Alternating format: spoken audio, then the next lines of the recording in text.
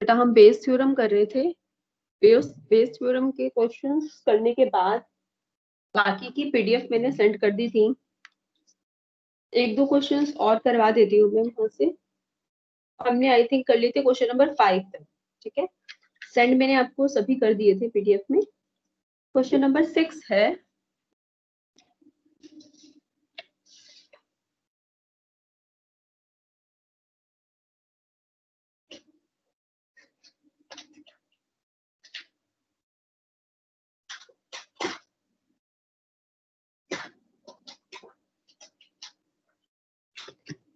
question number 6 says there are 3 coins, one is a two-headed coin। तो क्या बोला गया है, 3 कॉइन है जिसमें से there are 3 coins, one is a two-headed coin, एक तो two-headed coin है, another is a biased coin that comes up heads 75% of the time and the third is unbiased coin। क्या बोला, 3 तरह के कॉइन है, एक पर तो दोनों साइड हेड है। अगर दोनों साइड हेड है तो हेड आने की प्रोबेबिलिटी क्या होगी? अगर कॉइन के दोनों साइड, यस, अगर कॉइन के दोनों साइड पर हेड है तो हेड आने की प्रोबेबिलिटी क्या होगी? 1। पहला कॉइन तो ऐसा है जिसमें दोनों साइड हेड है तो हेड आने की प्रोबेबिलिटी क्या होगी? 1। सेकेंड कॉइन ऐसा है जिसमें हेड जो है 75% टाइम्स आता है, यानी कि बायस्ड कॉइन है ये। ठीक है, ये बायस्ड कॉइन है जिसमें बोला गया है हेड जो है 75% आता है, तो हेड आने की प्रोबेबिलिटी 75/100 और टेल आने की 25/100। थर्ड जो है वो अनबायस्ड कॉइन है। अगर थर्ड अनबायस्ड कॉइन है तो थर्ड कॉइन से हेड आने की प्रोबेबिलिटी क्या होगी?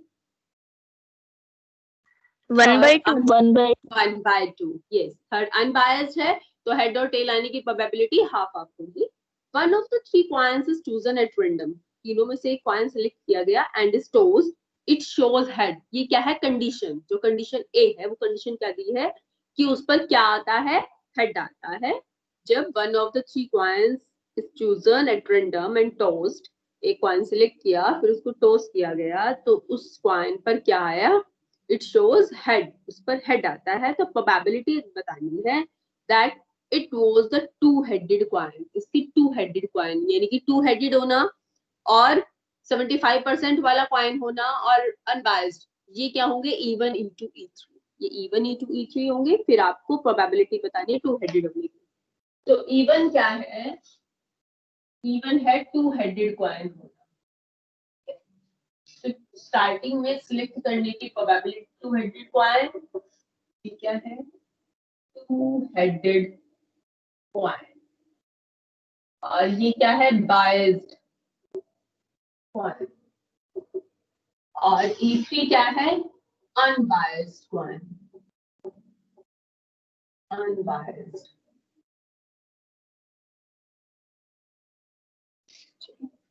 तो और कंडीशन ए क्या है? क्या आना? One of 3 coins is chosen at random and toast. तीनों में से जो है वन ऑफ द 3 कॉइन, एक कॉइन को सिलेक्ट किया गया और उसको टॉस किया गया तो उसके हेड आने की प्रोबेबिलिटी बतानी है। तो ए क्या है? Event of getting head. A is the event of getting head. Probability of even क्या होगा? जल्दी से बताइए। प्रोबेबिलिटी ऑफ इवन क्या होगा? ये क्या बोला अनुष्का आपने? 1/3। 1/3। अगर कोई 3 कॉइन रखे हैं, उन तीनों में से एक कॉइन सिलेक्ट करना है तो प्रोबेबिलिटी क्या होगी एक कॉइन आने की? 1/3। आपके पास 3 कॉइन रखे हैं, उन तीनों में से एक कॉइन सिलेक्ट करने की प्रोबेबिलिटी क्या होगी? 1/3, 1/3 एंड 1/3। आपको याद है बेस में एक तो क्या बताया था, इन तीनों की प्रोबेबिलिटी का सम क्या होना चाहिए? 1, दैट इज 1 है ना? 1 है ना, सम 1 है। और ए इवेंट क्या है? Event of getting head. Is the event of getting head. A क्या है? Event of getting head. तो अब आपको फाइंड आउट क्या करना है? आपको फाइंड आउट करना है टू हेडेड आना जब इवेंट ए हो चुका है, इवेंट ऑफ गेटिंग हेड।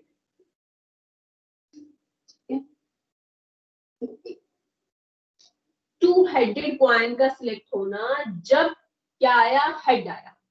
क्या था फॉर्मूला आपके पास, probability of E one into probability of A by E one.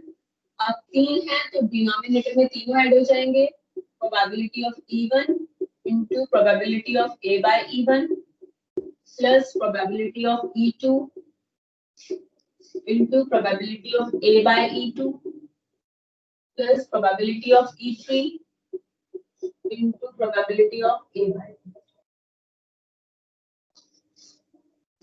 तो प्रोबेबिलिटी ऑफ इवन तो आपको पता है कितना है, 1/3। इसको मैंने कहा था अगर आप लैंग्वेज की फॉर्म में पढ़ेंगे तो आपको पता चल जाएगा। Probability of the event getting head when two headed coin is selected. Probability of the event getting head, probability of getting head when two headed coin is selected. हाँ जी, जब टू हेडेड कॉइन सिलेक्ट करें तो head आने की probability क्या होगी, 1। अगर two headed coin select करते हैं तब हेड आने की प्रोबेबिलिटी क्या होगी, 1। टू हेडेड कॉइन अगर सिलेक्ट किया है तब हेड आने की प्रोबेबिलिटी 1। E2 is 1/3। अब यहाँ पर हेड आना जब बायस्ड कॉइन है जिसमें हेड आने की प्रोबेबिलिटी गिवन है, हेड आने की प्रोबेबिलिटी क्या गिवन है, 75/100 यानी कि 3/4।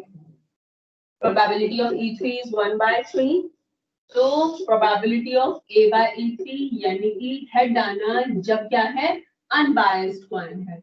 अनबायस्ड कॉइन है तो हेड आने और टेल आने की दोनों की 1/2। हमें हेड आने के लिखने की, that would also be 1/2। Solve करेंगे तो आपके पास क्या आ जाएगा, E1/A जो फाइंड आउट करना है। ठीक है, अब बच्चे नेक्स्ट बिल्कुल सिंपल है। 7th मैं नहीं करवा रही हूँ, 8th पे मैं नहीं करवा रही हूँ। 7th 8th 9th बिल्कुल सिंपल है। हम करते हैं बेटा क्वेश्चन नंबर 10। क्वेश्चन नंबर 10 है, suppose a girl throws a die. एक गर्ल है जो कि डाई थ्रो करती है। If she gets 5 or 6 she tosses a coin 3 times। Question को ध्यान से समझे, क्वेश्चन क्या है। एक गर्ल है जो कि एक डाई थ्रो करती है, उसने डाई थ्रो किया। अगर डाई पर 5 या 6 आता है तो क्या करती है वो, कॉइन को 3 बार टॉस करती है। She tosses a coin 3 times and notes, क्या नोट करती है, नंबर ऑफ हेड। क्या आने पर 5 या 6 आने पर वो 3 बार कॉइन को टॉस करती है और नंबर ऑफ हेड काउंट कर लेती है। लेकिन अगर आता है 1 2 3 या 4 तो अब वो कॉइन को एक ही बार टॉस करती है एंड नोट्स वेदर हेड और टेल इज ऑब्टेन्ड। तब भी देखती है कि हेड आया या टेल आया। ठीक है, जब 5 6 आया तो 3 बार टॉस करके और नंबर ऑफ हेड्स काउंट करती है। 3 बार टॉस करती है और देखती है, जब 3 बार टॉस किया तो देखेगी कितनी बार हेड आया, कितनी बार हेड आया। जब 1 2 3 4 आया तो एक ही बार टॉस किया तो देखेगी हेड आया या टेल आया। ठीक है, if she obtained exactly 1 head, ये क्या है, कंडीशन। कंडीशन क्या है कि उसके पास एग्जैक्टली एक ही हेड आता है। ठीक है, दोनों केसेस में कंडीशन क्या दी थी उसने, दोनों ही केसेस में एग्जैक्टली 1 टाइम हेड आना। तो प्रोबेबिलिटी बतानी है किसकी, कि उसने 1 2 3 और 4 जो है थ्रो किया है। तो यहाँ पर 2 इवेंट हो गए, कौन कौन से, 1 2 3 4 थ्रो करना या फिर 5 6 थ्रो करना। तो E1 और E2 इवेंट्स क्या होंगे, गेटिंग। E1 हो गया 5 6 और E2 क्या हो गया 1 2 3 4 का आना डाई पर।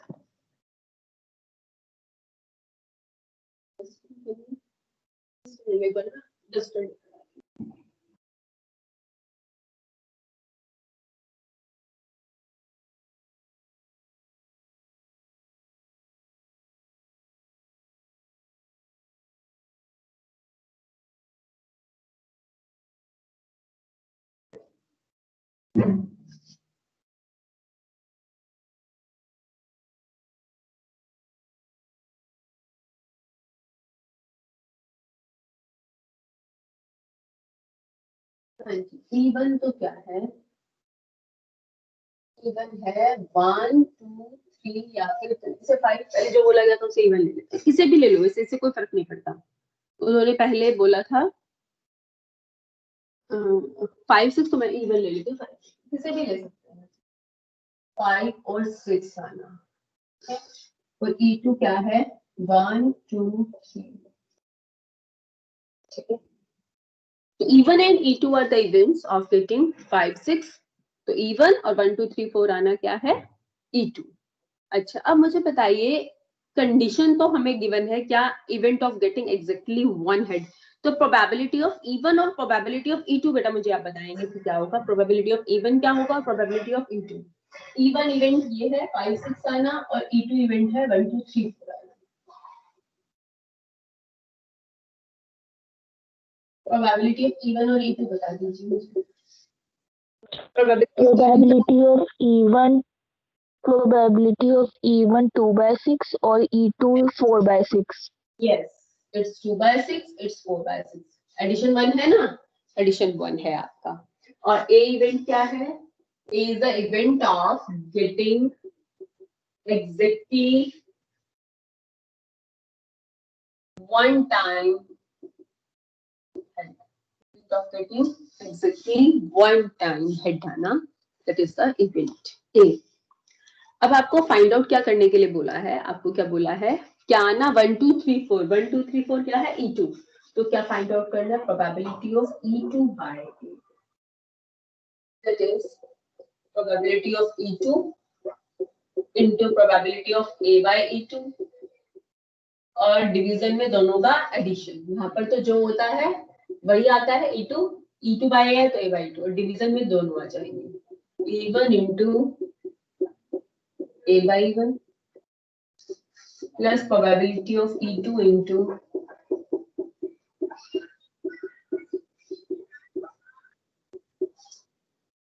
अच्छा, अब A by E1, probability of A by E1 statement अगर आप पढ़ोगे तो पता चल जाएगा आपको। A by E1 यानी कि एग्जैक्टली एक बार हेड आना, जब क्या टॉस किया है, 5 या फिर 6 टॉस किया है, तब एग्जैक्टली एक बार हेड आना। बेटा जब 5 या 6 टॉस किया है तो कितनी बार वो कॉइन टॉस करेगी, 3 बार। जब 5 या 6 ये वाला है ना, इस टाइम पर जब इवन इवेंट होता है, coin is tossed, coin is tossed thrice,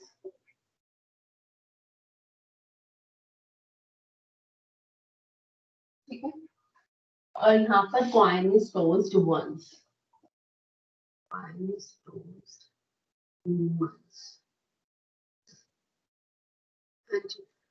coin is tossed thrice, और वहां पर कॉइन इज टॉस्ड वंस। यहाँ अब देखो, इसको रीड करो, getting exactly once one time head when coin is tossed 3 times, अगर कॉइन 3 बार टॉस होता है तब एग्जैक्टली एक बार हेड आना। पहले मुझे सैंपल स्पेस में बताओ कितने आउटकम्स होंगे अगर कॉइन 3 बार टॉस होता है, तो सैंपल स्पेस में कितने आउटकम्स होंगे, 8 आउटकम्स होंगे, head head head, head tail, head tail head, tail head head, tail tail tail, tail tail head, tail head tail, head tail tail. और हमें क्या बताना है, एग्जैक्टली वन, अब हमें क्या बताना है, getting exactly one time head, exactly one time head आने की प्रोबेबिलिटी बताओ मुझे। हाँ जी, A by E1। अब यहां से हम क्या फाइंड आउट कर सकते हैं, probability of A by E1,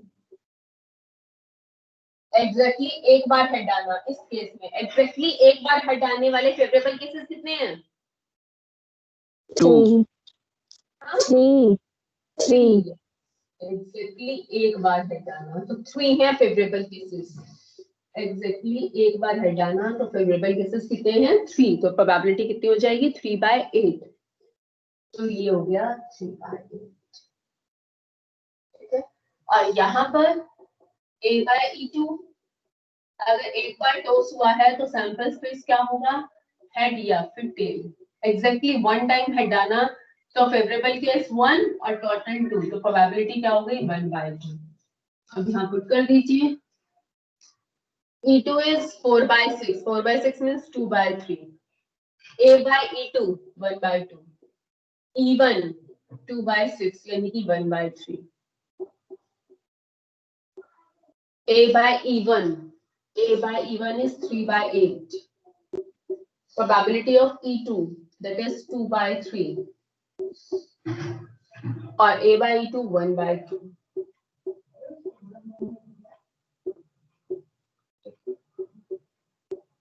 क्या आ गया 1/8 प्लस 1/3 ऐड कर लेना.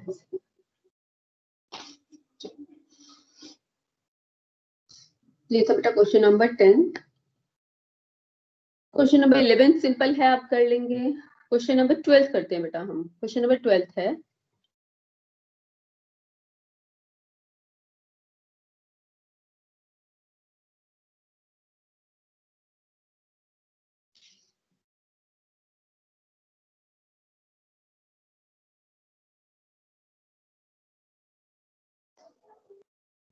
क्वेश्चन नंबर 12 है a card from a pack of 52 cards is lost. 52 cards में से एक कार्ड जो है गुम हो जाता है, मिसप्लेस हो जाता है. फ्रॉम द रिमेनिंग कार्ड्स, बाकी कार्ड्स कितने बच गए? 51 बच गए ना. From the remaining cards of the pack 2 cards are drawn. बाकी के जो 51 बच गए उसमें से क्या किया जाता है? From the remaining cards 2 cards are drawn. बाकी के 51 में से 2 कार्ड ड्रॉ किए and are found to be both of diamond. और दोनों क्या मिले? दोनों ही डायमंड थे. तो प्रोबेबिलिटी बताएं लोस्ट कार्ड के क्या होने की? डायमंड हो. लोस्ट कार्ड के डायमंड होने की प्रोबेबिलिटी बतानी है. अब बेटा लोस्ट कार्ड का डायमंड होने की प्रोबेबिलिटी बतानी, तो इसको हम इवन ले लेंगे. ठीक है, इवन क्या है? Lost card is diamond. तो E2 क्या होगा? Lost card is not diamond, क्योंकि सम 1 होना चाहिए ना. तो लॉस्ट कार्ड डायमंड है, क्योंकि प्रोबेबिलिटी किसकी बतानी है? लोस्ट कार्ड के डायमंड होने की प्रोबेबिलिटी बतानी है. तो इवन क्या है? Lost card is diamond. तो E2 क्या होगा? Lost card is not diamond. कभी तो सम आएगा 1. ठीक है, तो इवन और E2 का सम 1 होना चाहिए. इवन क्या है? Even is the mean that lost card is diamond. ठीक है, और E2 इवेंट क्या है?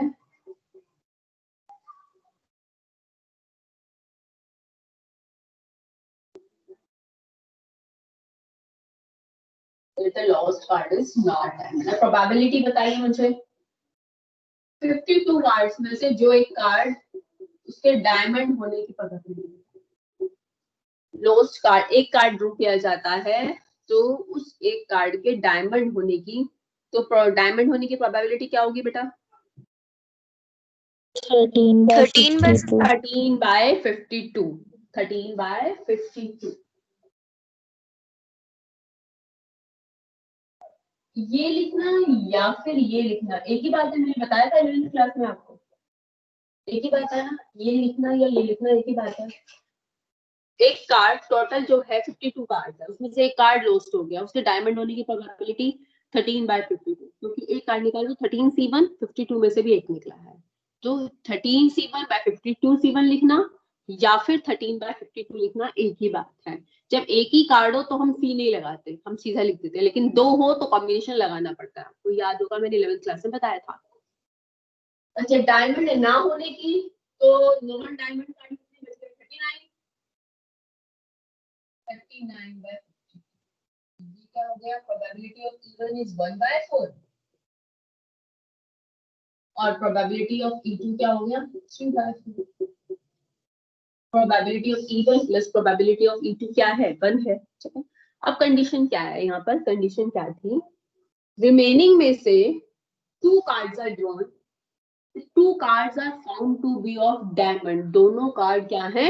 Diamond. From the remaining is the event of getting 2 diamond cards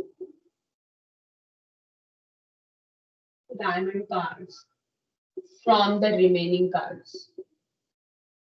From the remaining cards में से क्या आना? Getting 2 diamond cards. Remaining cards में से दोनों के दोनों डायमंड आना. Getting both the 2 both the two cards, both the two diamond cards, कि दोनों जो है डायमंड कार्ड्स आए, रिमेनिंग जो कार्ड्स बचे उनमें से दोनों के दोनों क्या आए, डायमंड कार्ड्स आए। ये इवेंट ए है। अब प्रोबेबिलिटी क्या फाइंड आउट करनी है, लोस्ट कार्ड के डायमंड होने की, लोस्ट कार्ड के डायमंड होने की, यानी कि इवन बाय ई। लोस्ट कार्ड का डायमंड होना, जब एक लोस्ट कार्ड के बाद जब दो कार्ड निकाले जाते हैं वो दोनों के दोनों क्या आ रहे हैं, डायमंड, इवन बाय ई। लोस्ट कार्ड डायमंड होना, लोस्ट कार्ड के डायमंड होने की, जब बाद में जो दो कार्ड, जबकि जो दो कार्ड निकाले गए हैं वो क्या है, डायमंड। तो E one by A find out करना है, तो इवन बाय ए क्या होगा, probability of E one into probability of A by E one divided by E one A by even.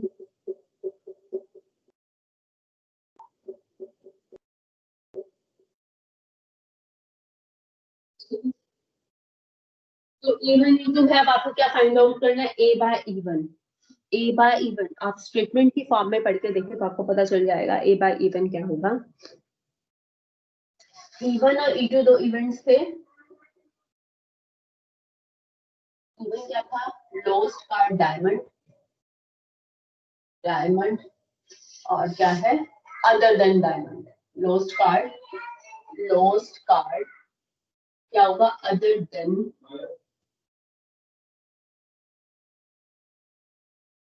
Other than diamond.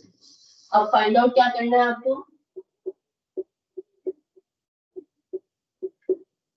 A by even का मतलब क्या है, अब जो दो कार्ड निकाले गए हैं ना वो दोनों कार्ड डायमंड होना, जब लोस्ट कार्ड डायमंड है। मुझे प्रोबेबिलिटी बताओ इसकी,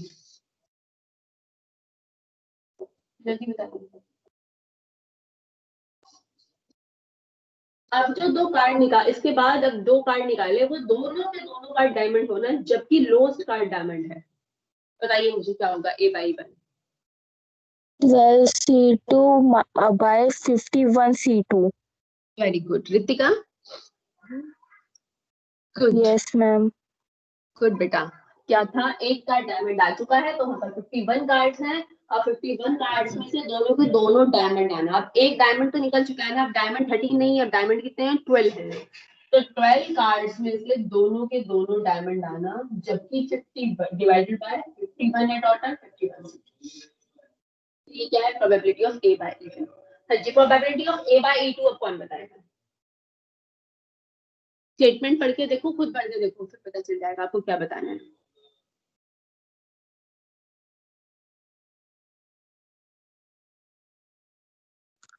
Thirteen C2 by 51 C2. और किसी को नहीं पता, जब लोस्ट कार्ड डायमंड नहीं है तो डायमंड कार्ड तो पूरे है ना, 13 के 13। लोस्ट कार्ड डायमंड नहीं है तो डायमंड कार्ड तो पूरे है 13 के 13। तो 13 में से दो डायमंड आना, 13 डिवाइडेड बाय है, तो वहां टोटल 51 ना। एक कार्ड लोस्ट जो है, लोस्ट है तो वो, लेकिन डायमंड नहीं है, लेकिन टोटल कार्ड तो 51 है। 51 में से probability of A by E one भी है, probability of A by E one. Probability of even, that is 1 by 4. Probability of a by even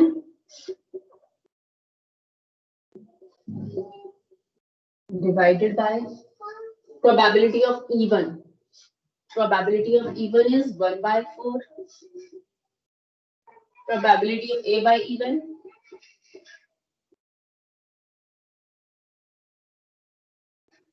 probability of E2. Probability of E2 is,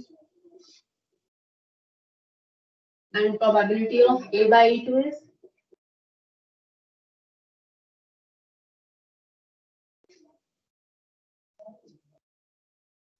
इस probability of even by A। Solve कर लेना आप इससे, combination solve करना आता है, भूले तो नहीं है ना। 12 को 2 फैक्टर्स, 1C2 कैसे ओपन करेंगे, 12 को 2 फैक्टर्स तक खोला, डिवाइडेड बाय 2 फैक्टोरियल। 51C2, 51 को 2 फैक्टर्स तक खोला, डिवाइडेड बाय, इसी तरह नीचे ओपन कर लेंगे और अब आप सॉल्व कर लेंगे। इसमें बेटा क्वेश्चन नंबर 13 है। क्वेश्चन नंबर 13 कर रहे हैं हम. Probability that A speaks truth. A के सच बोलने की प्रोबेबिलिटी क्या है? 4/5.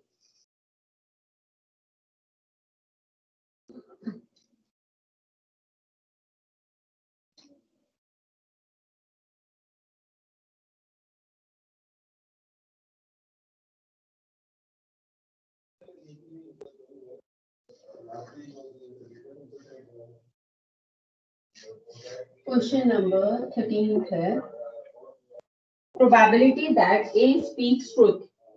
ए के ट्रूथ बोलने की प्रोबेबिलिटी 4/5 है. ठीक है. एक कॉइन टॉस किया जाता है और रिपोर्ट्स दैट ए क्या कहता है कि हेड आया है. ए के सच बोलने की प्रोबेबिलिटी है 4/5. अगर ए के सच बोलने की प्रोबेबिलिटी 4/5 है और तो ए के सच ना बोलने की, इनकी झूठ बोलने की प्रोबेबिलिटी क्या होगी? ए के सच बोलने की प्रोबेबिलिटी है 4/5, तो ए के झूठ बोलने की प्रोबेबिलिटी क्या होगी? 1/5. 1/5. ये बताया नहीं गया है क्योंकि ये अंडरस्टूड है, नहीं बताया गया 1/5 है झूठ बोलने की. ठीक है. तो अगर ए के सच बोलने की प्रोबेबिलिटी 4/5 है तो ए के सच ना बोलने की प्रोबेबिलिटी 1/5 होगी, जो कि नहीं बताया गया. अब वो कहता है ये तो बताया गया कि ए के सच बोलने की प्रोबेबिलिटी 4/5 है. वो कह रहे हैं कॉइन टॉस किया गया. जब कॉइन टॉस किया तो ए कहता है कि हेड आया है. ए क्या कहता है कि हेड आया है. अब जरूरी तो नहीं है हेड आया हो, क्योंकि ए के सच बोलने की प्रोबेबिलिटी 1 नहीं है. ए के सच बोलने की प्रोबेबिलिटी तो 4/5 है. तो जो कोई जरूरी नहीं है कि हेड आया हो. ए ने कहा है, ए रिपोर्ट्स दैट, ए ने रिपोर्ट दिया कि हेड आया है, तो कोई जरूरी नहीं है कि हेड आया हो, क्योंकि ए के सच बोलने की प्रोबेबिलिटी 4/5 है, 1 नहीं है. Probability that actually there is head. अब एक्चुअली वहां पर हेड होने की प्रोबेबिलिटी पूछा आपको, क्या होगी? तो यानी कि E1 और E2 इवेंट क्या होंगे? अब प्रोबेबिलिटी किसकी बतानी है?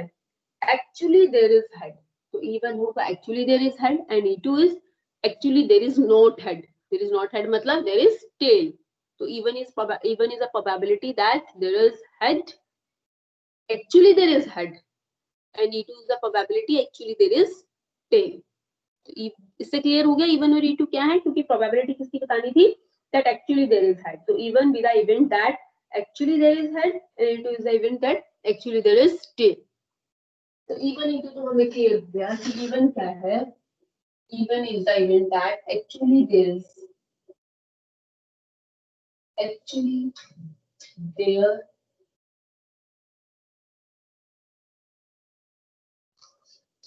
and E2 is the event that actually there is tail.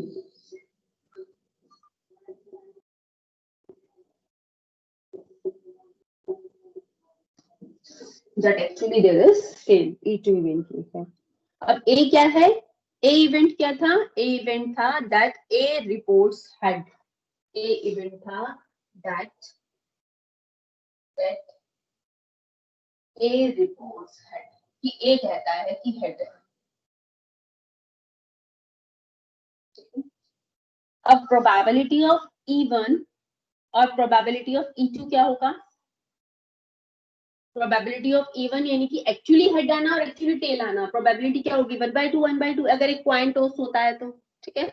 अभी तो रिपोर्ट करने की कोई बात नहीं है. अगर मैं प्रोबेबिलिटी ऑफ E1 की बात करूं और प्रोबेबिलिटी ऑफ E2 की बात करूं तो E1 और E2 क्या होगा? एक्चुअली हेड आना और एक्चुअली टेल आना. एक्चुअली हेड आने की प्रोबेबिलिटी 1/2 और एक्चुअली टेल आने की प्रोबेबिलिटी भी 1/2 होगी अगर एक कॉइन टॉस किया जाएगा तो. अगर एक कॉइन टॉस किया जाएगा तो एक्चुअली हेड और एक्चुअली टेल आने की प्रोबेबिलिटी क्या होगी? 1/2. तो एक्चुअली हेड आने की प्रोबेबिलिटी और एक्चुअली टेल आने की. ठीक है. फाइंड आउट क्या करना है? That probability that actually there is head. Actually there is head probability बतानी है. और जब ए रिपोर्ट कर चुका है कि हेड आया है, ये फाइंड आउट करना है. क्या होता है ये? Probability of E1 into probability of A by E1 divided by probability of E1 into probability of A by E1 plus probability of E2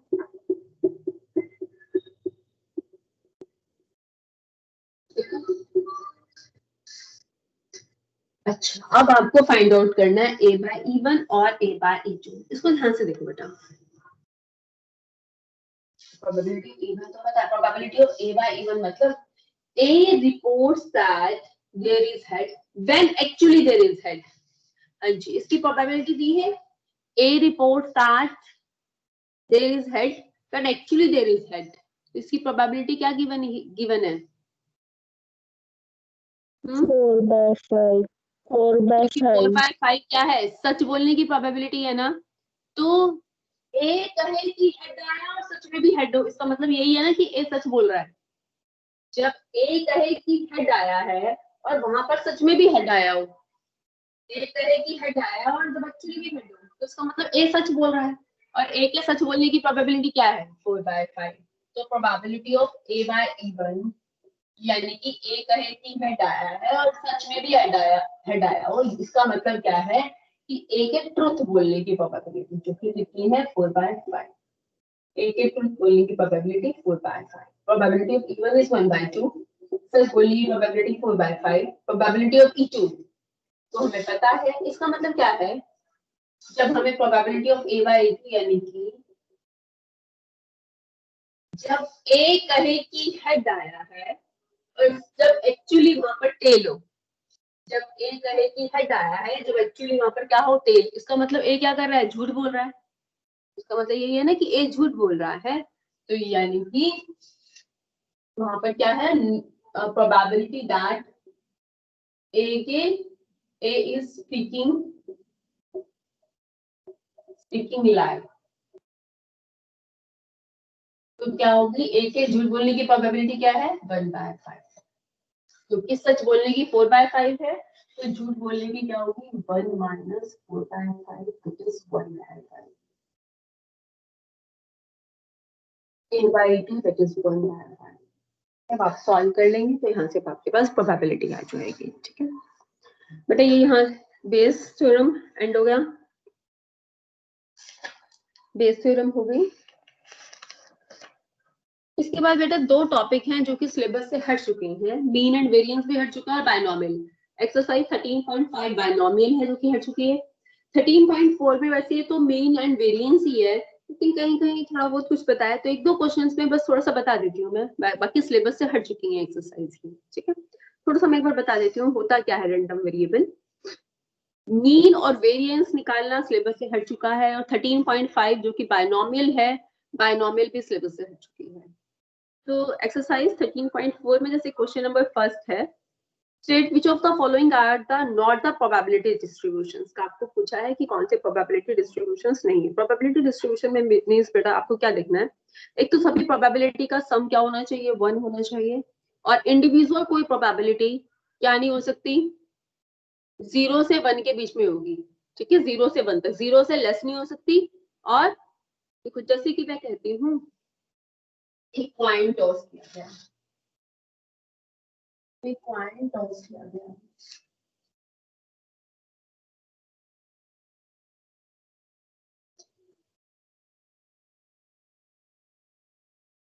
अगर एक कॉइन टॉस किया गया है तो सैंपल स्पेस में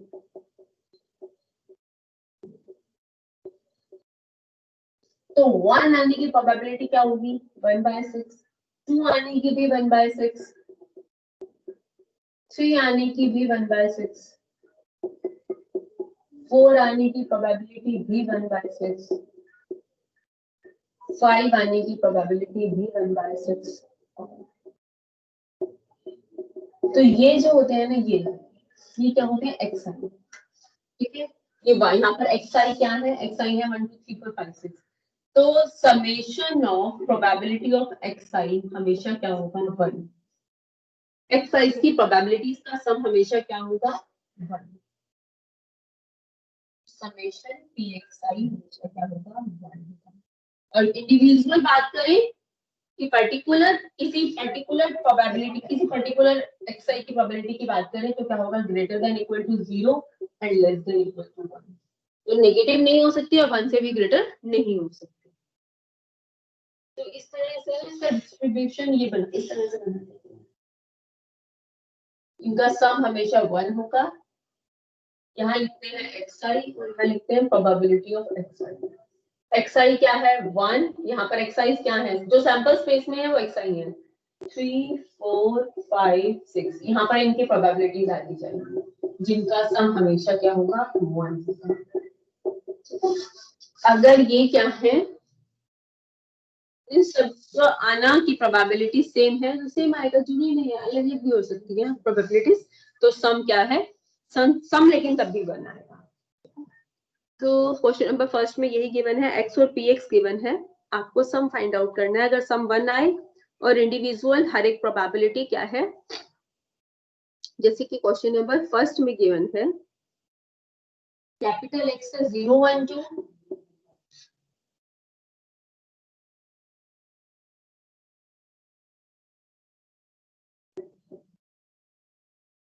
कैपिटल X है 0 1 2 और P ऑफ X है 0.4 0.4 0.2।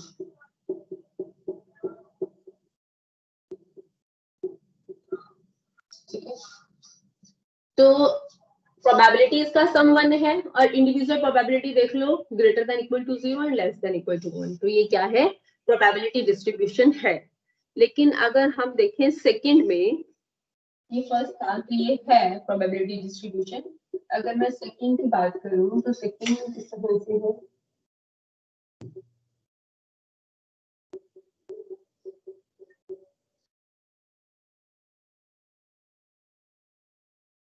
0 1 2 3 4,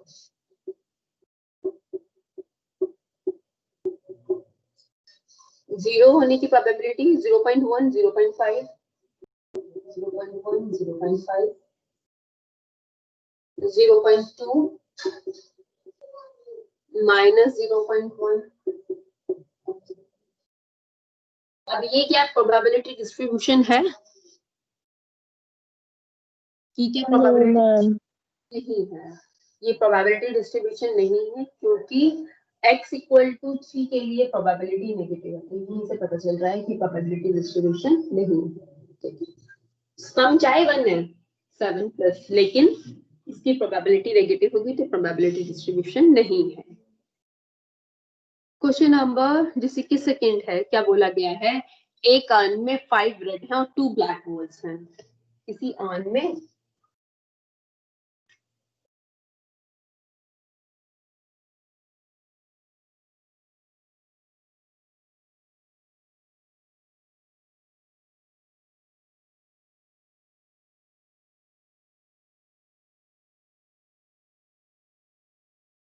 किसी अर्न में 5 red and 2 black,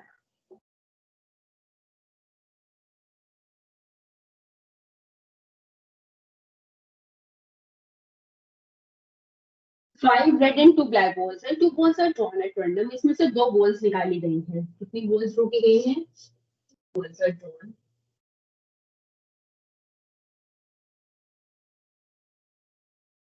2 balls are drawn.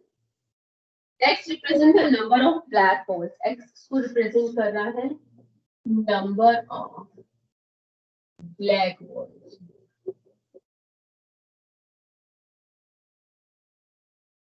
What are the possible values of x? x जो रैंडम वेरिएबल x है वो क्या क्या वैल्यूज अटेन कर सकता है।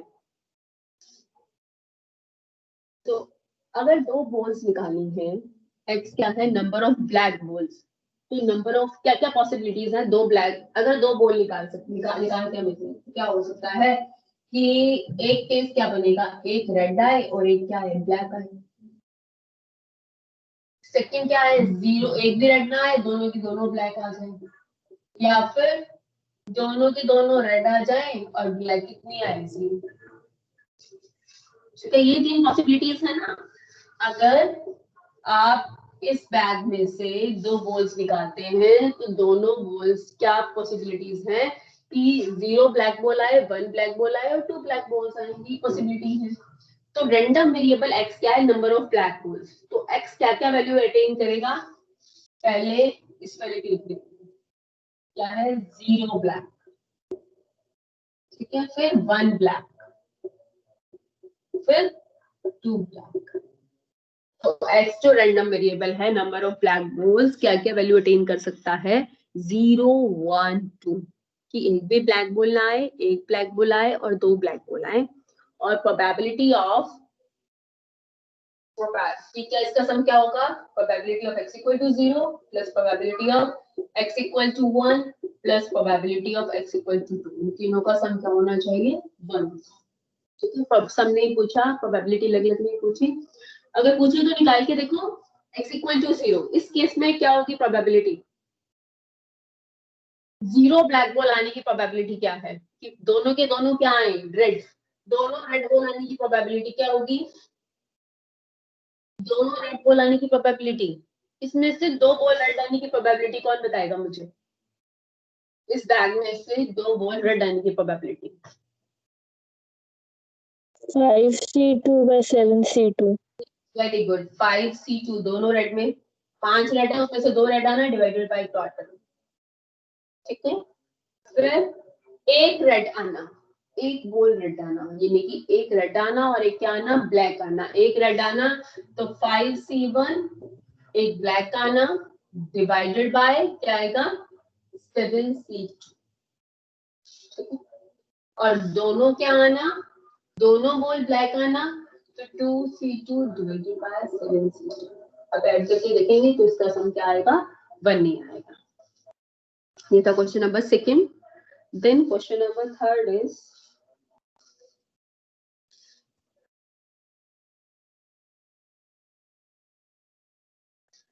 x represent the difference between the number of the head and the number of tail। Head और tell के बीच का डिफरेंस जो है x है। x क्या है? रैंडम वेरिएबल x क्या है? Difference between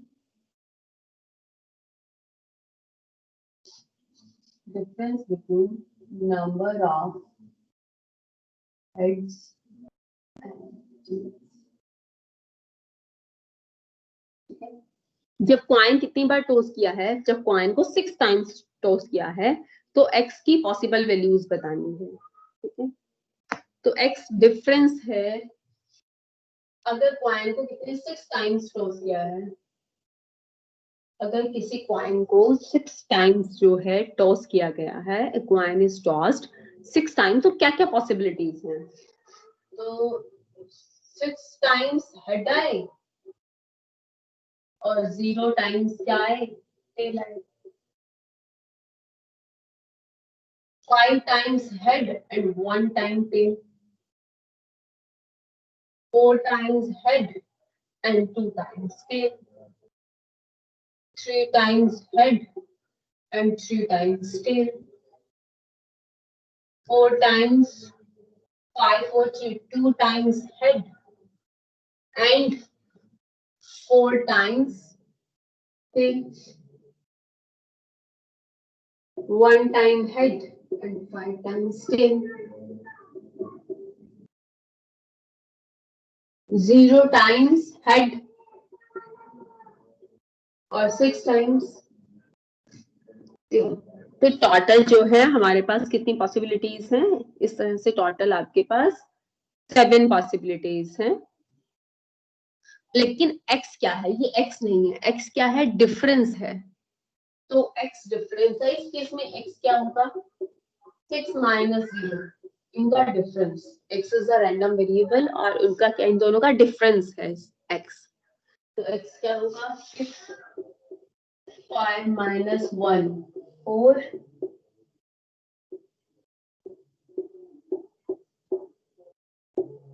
4 minus 2 that is 2, 3 minus 3 that is 0,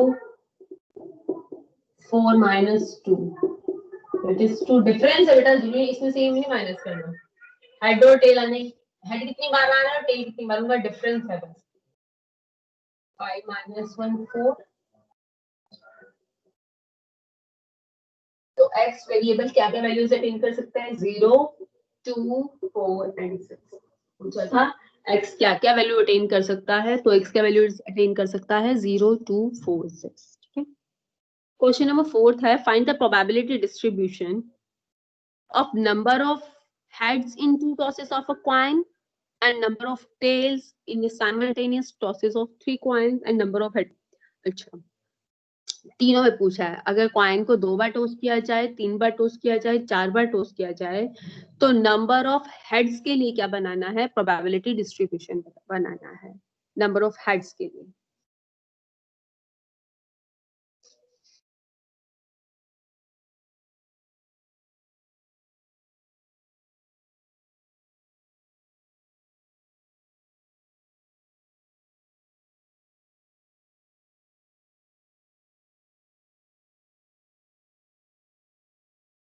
अगर कॉइन को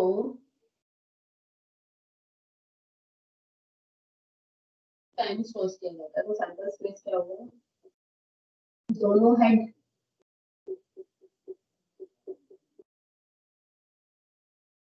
अगर कॉइन को 2 बार टॉस किया जाता है तो सैंपल स्पेस क्या होगा, head head, head tail, tail head और टेल टेल। अब क्या प्रोबेबिलिटी डिस्ट्रीब्यूशन किसका बनाना है, नंबर ऑफ हेड्स के लिए। इस केस में x क्या है, x है नंबर ऑफ हेड्स, तो x क्या है, नंबर ऑफ हेड्स। तो नंबर ऑफ हेड्स क्या होंगे, यहाँ पर कितने हेड है, 2 हेड, इन दोनों में कितने हेड है, 1 हेड, और यहाँ पर क्या है, 0 हेड। प्रोबेबिलिटी डिस्ट्रीब्यूशन है, इनकी प्रोबेबिलिटी भी लिखी है। तो जब हम बात करें x इक्वल टू 2 की, तब फेवरेबल केस कितना है, फेवरेबल केस जो है एक ही है, क्या, हेड हेड, तो प्रोबेबिलिटी कितनी हो जाएगी, 1/4। जब हम x इक्वल टू 1 की बात करते हैं तब फेवरेबल केसेस कितने हैं बेटा, नंबर ऑफ हेड्स 1 में फेवरेबल केसेस कितने हैं, 2. 2। कौन कौन से हैं, head tail and tail head, तब प्रोबेबिलिटी क्या होगी, 2/4। और अगर x इक्वल टू 0 की बात करते हैं तब कोई भी हेड नहीं, तो फेवरेबल केसेस कितने होंगे, एक होगा, और प्रोबेबिलिटी कितनी होगी, 1/4। अगर हम प्रोबेबिलिटी डिस्ट्रीब्यूशन बोला है बनाए तो कैसे बनेंगे, यहाँ पर x आ जाएगा, यहाँ पर px। अगर x 2 है, 1 है, 0, x इक्वल टू 2 के लिए प्रोबेबिलिटी 1/4, इसके लिए 2/4, इसके लिए सम 1 है ना, प्रोबेबिलिटीज का सम क्या है, 1। इसको बेटा करने का एक और तरीका भी है, इसको करने का एक और तरीका क्या है, हमने कहा कॉइन को 2 बार टॉस किया है, ठीक है, तो नंबर ऑफ हेड्स आना, ये तो सैंपल स्पेस है, तो नंबर ऑफ एक्स क्या है, नंबर ऑफ हेड्स। अगर 2 बार टॉस किया है तो नंबर ऑफ हेड्स क्या आएंगे, 2, 1 और 0। अगर मैं फेवरेबल ना लिखूं, ठीक है, तो कई, ये तो था बहुत छोटा सा क्वेश्चन था, अगर कॉइन को 10 टाइम्स टॉस कर लिया जाए तब प्रोबेबिलिटी डिस्ट्रीब्यूशन कैसे लिखेंगे, तो हम सभी फेवरेबल केसेस नहीं लिख कर देखेंगे, तब हम कैसे करेंगे मैं वो बता रही हूँ, जब ज्यादा हो, 2 तो हमने सिंपली ऐसे ही कर लिया। अगर, तो हम क्या करेंगे सीधा, अगर 2 है नंबर ऑफ हेड्स, इसका मतलब जब पहला भी हेड आए और दूसरा भी हेड आए, ठीक है, तो क्या कैसे करेंगे, पहला हेड आने की प्रोबेबिलिटी क्या होगी, 1/2, और अगले पे हेड आने की प्रोबेबिलिटी भी, तो इस तरह से ना मल्टीप्लाई कर लेते हैं, इस तरह से मल्टीप्लाई, हेड आने की प्रोबेबिलिटी इनटू हेड आने की प्रोबेबिलिटी 1/2, हेड आने की प्रोबेबिलिटी 1/2, ठीक है। x equal to 1, x equal to 1 का मतलब एक बार हेड आए, ठीक है, तो एक बार हेड आए तो या तो क्या हो सकता है, एक बार हेड आए, पहले पर तो हेड आ जाए, दूसरे पर नहीं आए, नहीं आए को बाहर से लिख दिया, या फिर टेल लिख दो, ठीक है, या फिर पहले पर नहीं आए और दूसरे पर आ जाए, यही दो केसेस बनेंगे ना x इक्वल टू 1 में। इसमें नंबर ऑफ केसेस देखना पड़ेगा, 1 में 2 केसेस बनेंगे, तो इसके लिए प्रोबेबिलिटी नहीं आने, हेड आने की भी और नहीं आने की भी, नहीं आने की भी, क्या आ गया, 1/4 plus 1/4 which is 2/4, x equal to 0 के लिए, यानी कि एक भी बार हेड ना आए, यहाँ भी हेड ना आए, यहाँ भी हेड ना आए, तो एक ही बनेगा केस, तो 1/2 into 1/2, और फिर उसके बाद ये करना है, ठीक है। इस मेथड से भी, इस मेथड से जो है सभी फेवरेबल केसेस नहीं लिखने पड़ेंगे, आपके पास कितने ही चाहे हेड हो। जैसे कि नेक्स्ट क्वेश्चन है, नेक्स्ट क्वेश्चन में बोला है अ कॉइन इज टॉस 3 टाइम्स, अगर एक कॉइन को 3 बार टॉस करते हैं तब सैंपल स्पेस क्या हो जाएगा, आपको पता है 8 हो जाएंगे, अगर कॉइन को 3 बार टॉस करते हैं तीनों हेड, दो हेड वाले लिख लो, दो हेड वाले लिखेंगे, फिर एक हेड वाले, तो एक हेड वाले तो क्या आ जाएगा,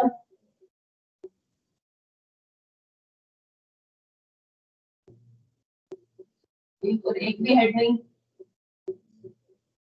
तो यहाँ पर x क्या वैल्यूज अटेन करेगा, यहाँ पर x, तो नंबर ऑफ हेड्स देखने हैं ना, तो 3 है हेड, अच्छा ये 2 है हेड, यहाँ पर 1 है हेड और यहाँ पर 0, तो क्या करेंगे, हेड क्या वैल्यूज अटेन करेगा, 3 2 1 0, 3 2 1 और 0। तो कैसे करेंगे हम,